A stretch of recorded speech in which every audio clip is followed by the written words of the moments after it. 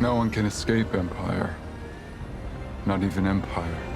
But I'm gonna see how far I can go. Brother Day pulled a fast one on Demerzel and has finally broken free, or so it seems, because with Foundation, you never really know.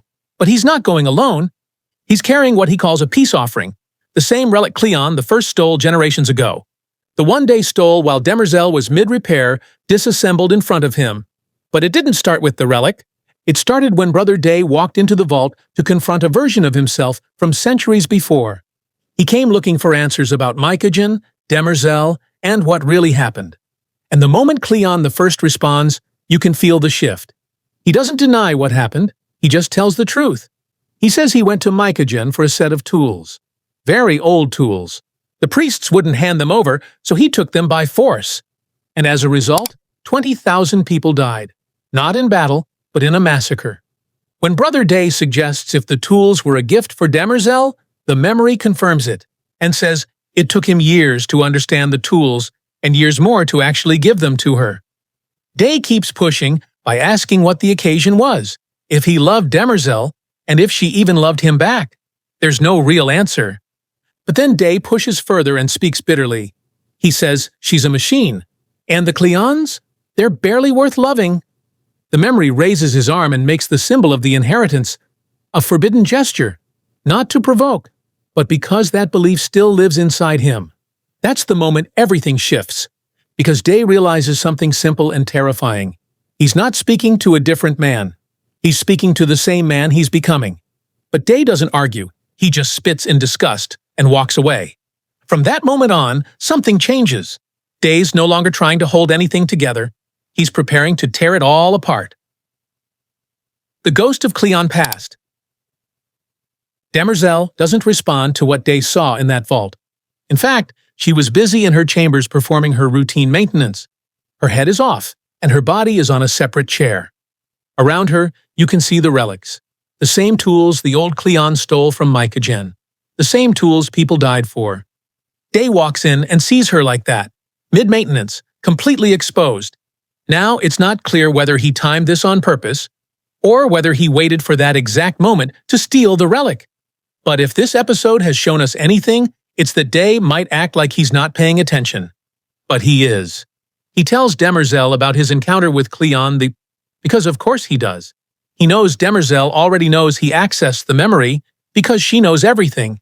As she's using one of the relics on herself, Day takes it from her hands, like he was inspecting it, or maybe he's pretending to help with her maintenance. But that's the moment he steals one, which is ironic because Demerzel is supposed to know everything. And yet somehow she missed a robbery, and not just any robbery, but the theft of something sacred, right under her nose. Demerzel knows he's angry. She tells him she didn't choose to send Song away, but she was compelled to.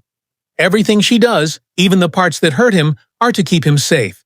Day doesn't argue, but he doesn't let it go either. He tells Demerzel how he loves Song, then says that's something Demerzel will never understand, and she doesn't know what real connection feels like, and never will, which is a harsh thing to say, especially to someone like Demerzel, a robot who can do almost anything except feel what she was never built to have. That's when Demerzel says she was never meant to be alone.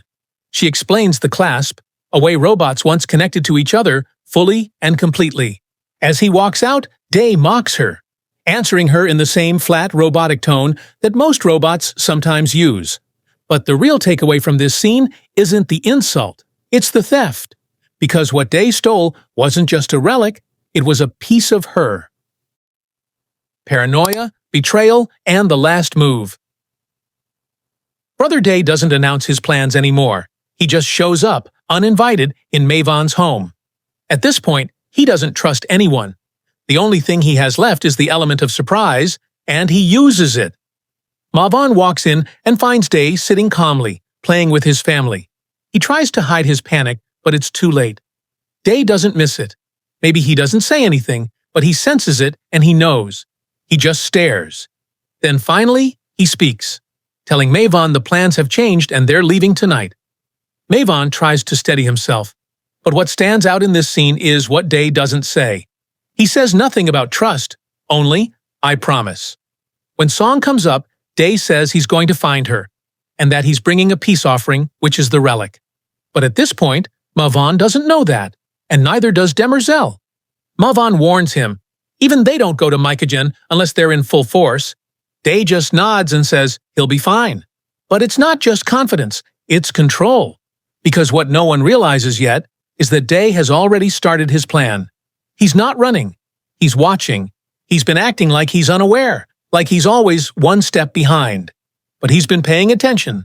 And by the time they pass through the checkpoint, he's already seen the signal. A quick flash of lights. Too subtle for most, but not for him. Because this time, Day isn't reacting too late. He's acting first. The execution and the exit.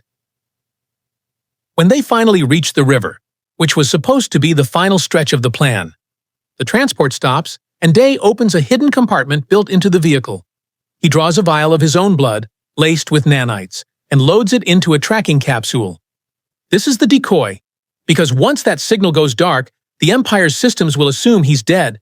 Even Demerzel will believe it. Mycogen takes the tracker and installs it into the transport, thinking this is his way out. But that's when it happens. Day picks up a gun, and Mycogen knows instantly that Day knew what was going on, but it's already too late. Day shoots him once, then he explains, "Not that I don't think you were loyal. You were, just not to me." He talks about gambling, how he used to lose money and even royal relics to Mycogen and his men, and how they thought he was the sucker. But he was just paying attention and learning their tells. Mycogen says he thought Day was easy to fool. Day says, "Yeah, only when necessary." Then he walks up slowly, says, "I'm sorry," and shoots him in the face. The plan is already in motion. His nanite signature is going with the body dash. And by the time they realize the corpse in the water isn't his, but Mycogen's, he'll already be gone. And he knows exactly what's at stake. Because, in his own words, no one can escape Empire, not even Empire, but I'm going to see how far I can go. The Empire thinks he's dead, but Demerzel knows better. When Demerzel hears Brother Day's nanites have stopped signaling from the outer ward, there's a realization that dawns on her face. She sprints down the corridor and straight into her chamber, heading for her toolkit. And that's when she sees it. One of the relics is missing, and not just anyone but the biggest one. She's been played, not by an enemy or a rebel, but by the one person she's sworn her life to protect. And it might already be too late, because Brother Day is far gone. He's off the grid, off the map, and riding toward Mycogen, the same place Cleon I once went to prove his devotion. But this Day isn't going to prove anything. He's going to finish what the others started. And now, for the first time in centuries, Demerzel isn't in control. Will Brother Day succeed, or is this the beginning of his end? Let us know in the comments. If you like this, then check out our other Foundation videos right now. Be sure to like and subscribe. Thanks for watching, and catch you in the next one.